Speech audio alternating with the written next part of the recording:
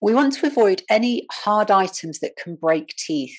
Although puppy teeth are very sharp, they can also be fairly fragile, and we want to avoid breakages.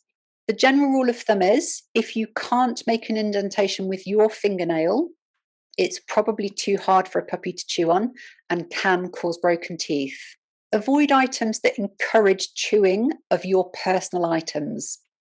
So if you don't want them to chew on your slippers or your shoes, then don't give them an old slipper or shoe to start chewing on. They won't be able to differentiate between old and new. Avoid chewing as part of human interaction. So limit the rough play. Any play that riles a dog up and makes them a bit snappy is to be avoided. And don't encourage mouthing on hands during play. Avoid any items that will crack or splinter. Plastics that are likely to shatter into shards can be swallowed very easily. So those plastic items avoided where possible.